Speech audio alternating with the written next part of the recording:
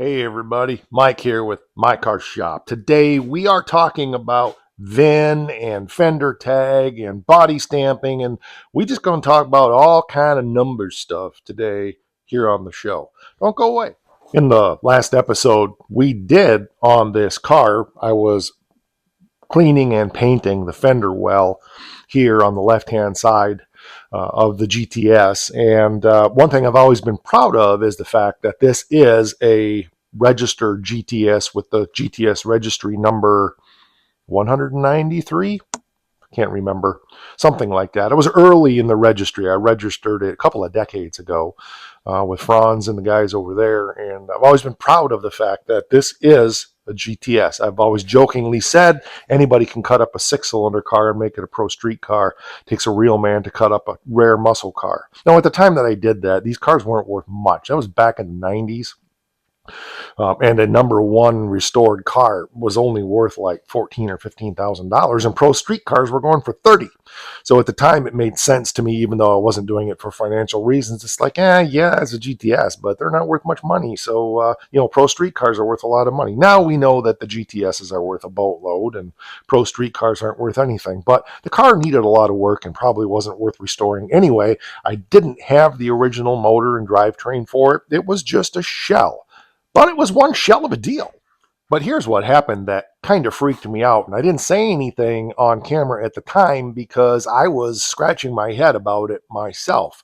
I noticed that the sequential numbers on the fender tag and up here on the cowl don't match the VIN. And I'm thinking, man, what the heck? When I bought this car, the dash was gone. The guy had it, and he tore the dash out because it was in rough shape, and he threw it out and forgot to drill out the rivets for the VIN tag. I got the title for the car, and everything from the title matched the car as far as I could tell, but I never thought to look at the fender tag. I didn't do that until I was actually cleaning it up the other day, and I went, oh crap, the last six numbers on the fender tag and on the cowl don't match the last six on the title and the VIN. Oh no. I went on to other things and kind of forgot about it, but I did poop myself a little at first thinking, oh no, did I get ripped off? Did this guy, who was a friend that I bought it from, did he pull a fast one on me and give me a GTS title on a car that isn't a GTS? But when I looked at the fender tag, the first numbers are, and I'll read them to you, if I can read them. So LS 23. LS 23 means 68 Dart GTS if it's a 68.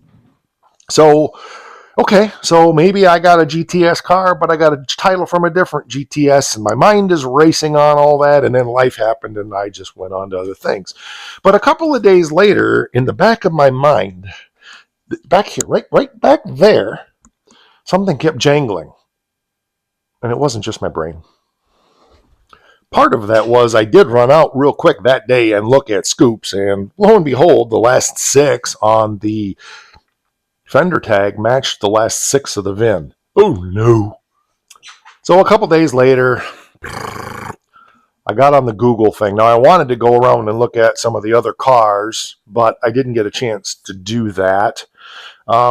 But I just, was kind of thinking like, you know what, maybe we have issues and I don't have tissues. So I got on the Google thing and I searched fender tag doesn't match VIN Dodge Dart.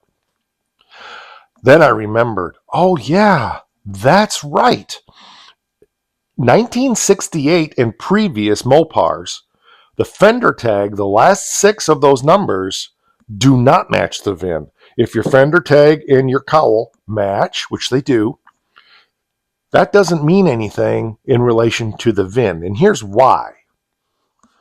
Fender tag and cowl number and the one in the trunk, on the trunk lip, were all built up through 68 to match the sales order number, not the VIN.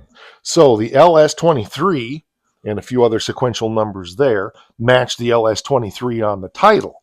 But the last six, and I can't remember, 200183 is the sales order number for this car, matches that same number right up in here, wherever, right here, matches that same number 100%, 200 or 29. I can't.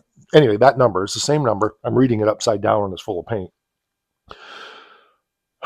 Don't match the last 6 of the VIN. Okay. So what I learned in my research, and I did know this years ago, but I'm getting old and I'm losing brain cells and I'm not remembering things like I used to. Sales orders numbers will never match the VIN on 68 and previous. So that means if we go out and look at the 67 Belvedere, the fender tag on that car, and we'll do that in a minute. I've not done it. The fender tag on that car won't match the VIN. And that's the way it is. But in 1969, for whatever reason, I don't know, Mopar changed. And now the last 6 of the VIN will match the last 6 of the title or the VIN. Of the fender tag, I'm sorry. So we'll go out and I'll show you scoops and we'll prove that as well. Now, I'm not going to show you the last 6 numbers. I'll show you a couple just because in today's day and age with corruption and all that stuff, I'm a little cautious about showing VIN. So, but that was an interesting thing. So let's go take a look at scoops real quick, and then we'll take a look at the 67 Belvedere. Oh, yes, I'm repping my buddy Duddy today also because why not? I'm going to start a campaign to bring Duddy back. That's important. I know he's doing other things right now and doing YouTube and has kind of decided that's not for him, but I think we need to bring Duddy back again. I know you can't see it real well, but this is an LH23 ending in 82. That means it's a 73 Dodge Dart. This is a 6-cylinder car. Let's look at our fender tag. And again, it's an LH23 ending in 82. So we're numbers matching to the fender tag, and that other number is in the cowl right underneath this sticker, so you can't see it here. So that proves that definitely after, well, we don't know about after 69, but you know, this 73 definitely shows that change. Okay, let's see if we can get the hood up here. Okay, I don't care if you see this one. There's our fender tag right there. RL21, and it doesn't even have a 6 sequence number on the end of that, 05127, and 1967 and back, the VIN was not on the dash. Oof. Oh, I got a bunger in here. Hold on, I forgot about that. Okay, there we go. I bungeed that door shut. Okay, and our VIN is, where is it? There it is, right up here. Okay. So there we go, RL23, which is what I said, and 7532 is that number. Let me go out here. I'm 99% sure that wasn't the last numbers, but I have the attention span of a gnat. Nope, 05127. So again, those numbers don't match, and so that confirms what we're saying here. Now, I thought that this would be interesting because this is an all numbers matching car. We have the motor, the transmission, all of it. The fender tag is here. We have the title. We have the VIN. And this last one ends in 7-1. That's all I'm giving you. This is a 1970 Dodge Duster. Plymouth Duster. Wow. And it begins with VS29. Okay, so that is a 1970, because the next one over that is the H0. 0 determines 70. H is 340, if I remember right. You guys can correct me on that. I'm not going to take time to listen. Or look it up, I should say. But this is the fender tag, matches the VIN, and it also matches the engine stamping over there. We'll go over and show you that in a minute. So in 1970, 100%, the fender tag matched the VIN, matches the title, and of course matches the motor stamping and the transmission stamping, and we verified all of that. This is a 9,000-mile car. That's all it has on it. It was on the drag strip all but 1 year of its life. And people say, "Oh, that thing is absolute rusted. It's got to be 200,000 miles." Blah, blah. No, it's set on the wet ground since the 80s and rotted into the ground. The car was actually really in pretty good shape when it was parked. It's not deteriorated from seeing Michigan winters. It's deteriorated from seeing mid-Michigan mud for 40 plus years.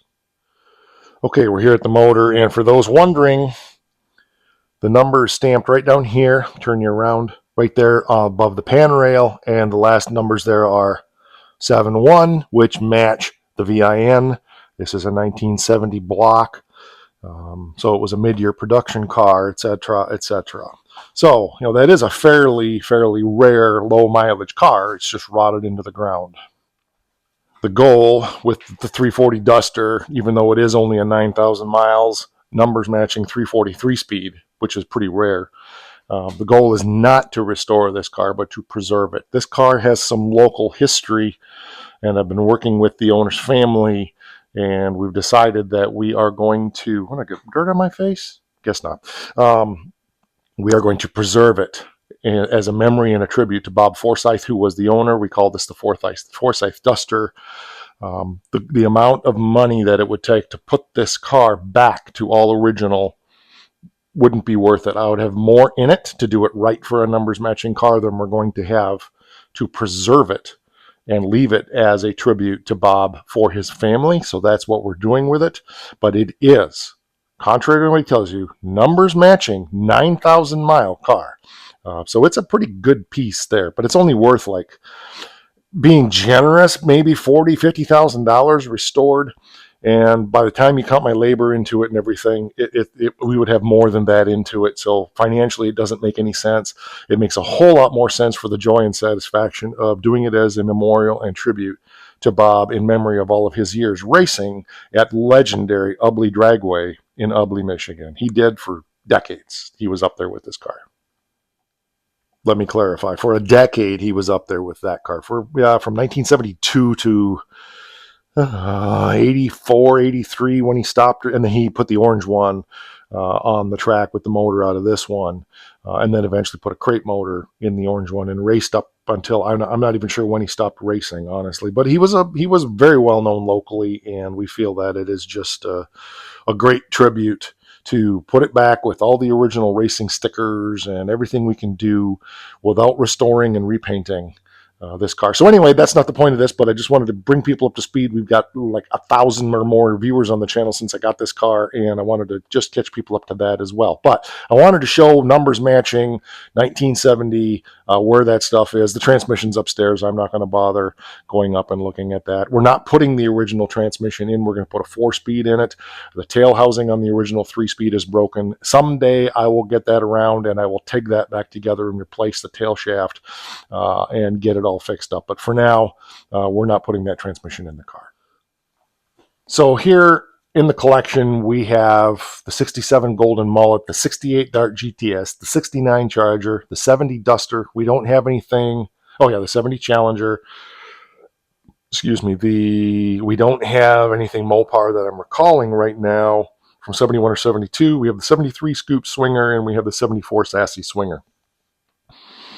That's what we have in A, B, and E bodies here in the collection that this information applies to. I've confirmed it with all of the cars, and it lines up. 1969 was the year they changed the fender tag and the body stamping from the sales order number to match the VIN of the car. So if you have an older Mopar and you're going, oh man, my fender tag doesn't match my title, if it's 1968 or older, that's why. So good information if you didn't know that. I'm certainly not the only person who is sharing this information, but I think the more we can share good information, the better off we are. I can't tell you about GM. I can't tell you about Ford. I can't even tell you about Dodge Truck. I don't know. Well, I'm guessing Dodge Truck would be the same, but I don't know. You guys tell me. I'm always learning too, but this is a little bit that I know even after I pooped myself a little thinking that somehow things weren't right with the GTS. Yes, things are right with the GTS, and all is good with the world. All right, that'll do it for this one.